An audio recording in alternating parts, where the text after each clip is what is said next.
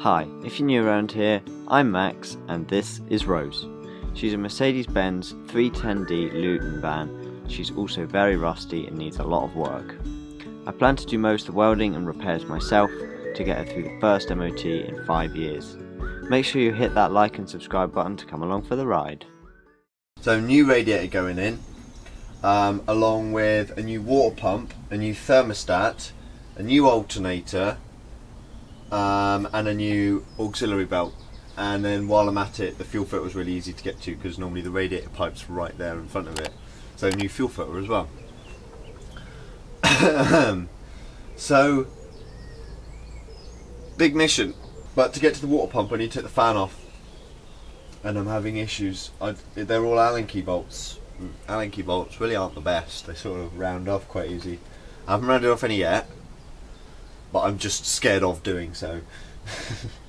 And also that centre nut turns the pulley at the back, so I'm thinking to put the auxiliary belt back on for some resistance to help me.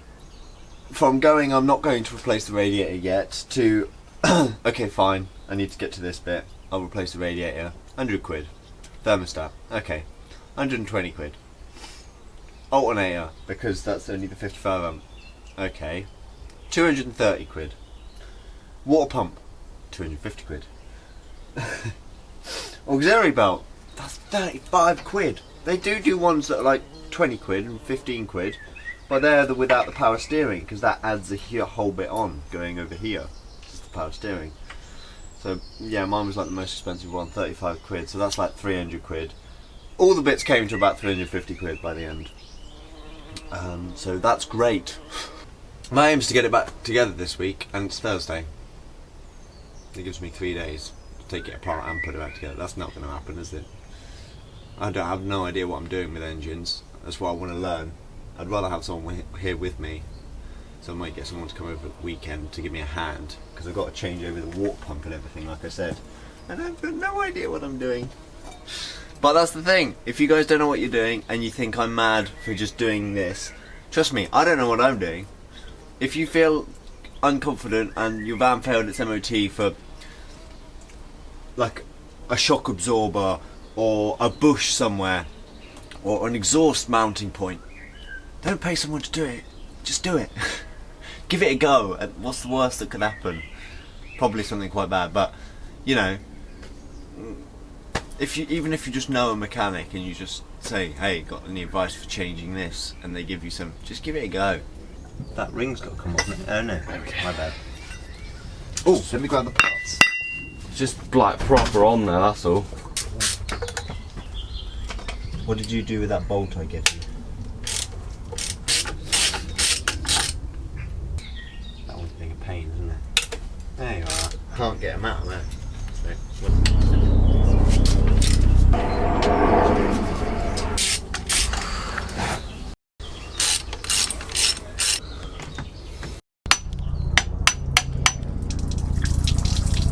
Should we have a bucket? Condition, to be fair. Fan of its age.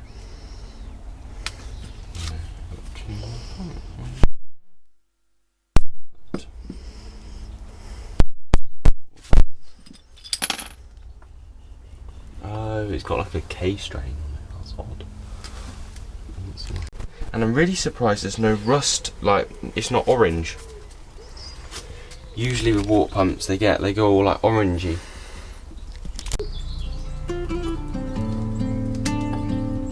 I just hate Allen keys.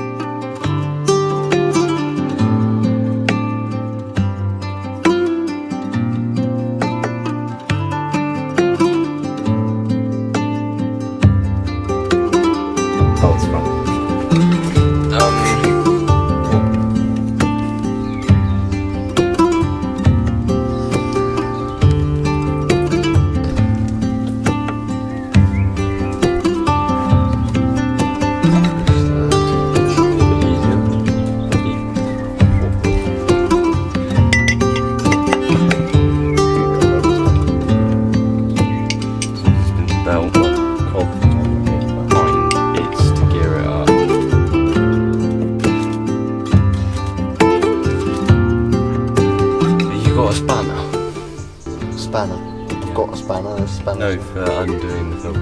No, but they should only be able to be hand tight.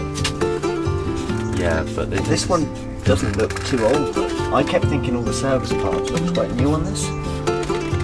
Spinning it that way. Yeah, for sure. Yeah. I'll tell you, with the radiator in, this will be impossible. Wow, unless you had the correct spanner. Well, yeah. Well, again, with the radiator, it would be in the way. It's tight, isn't it? Who did this up? Oh, nothing's ever simple. I have seen this actually done before. What's that bolt doing at the top? Surely that bolts into it. No, it goes right down the middle. What goes into the middle? Worth a shot.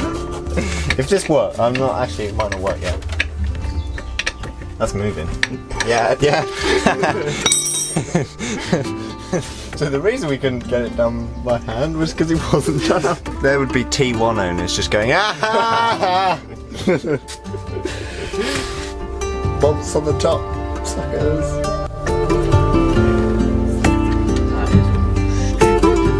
I think it's quite good. It's just have to know about it.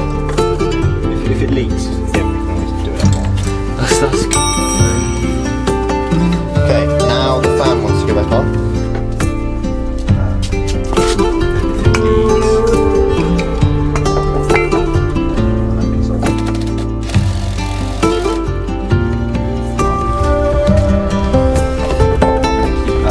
That looks so good.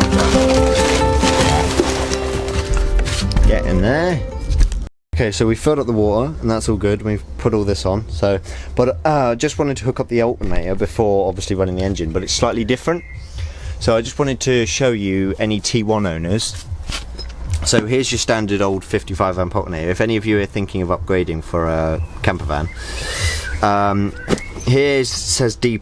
Nothing was connected to this spade terminal, on mine specifically.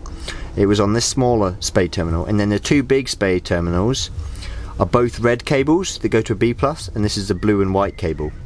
Now if you look carefully in there, not that you can really see, but those two look like they're touching and this one doesn't. Now on the new alternator, I'll put a picture on screen now of what I took when I was under the van. There's a random spade again, then there's a D+, and then there's one big M8 B+ stud. They're both studs. This one's an M4 and this one's an M8. So what I'm going to be doing to attempt to make this work, it's just going to be a trial, is D+, I'm going to put on D+. Now this B+, well, I thought just this one was B+, but as I said, these two look like they're touching and they're both red thick cables, so I can only assume that they do the same thing. So my plan is going to be to merge both of these onto one ring terminal and put them on the M8 and then this one on the M4. And I'll put a picture up on the screen now once I've done it to show you what I've done. So there's two red terminals going onto the M8 and then the one D+ cable, which is the blue and white one, going onto the M4. That's the plan. Let's hope when we start it we get no alternator charging issues. Right.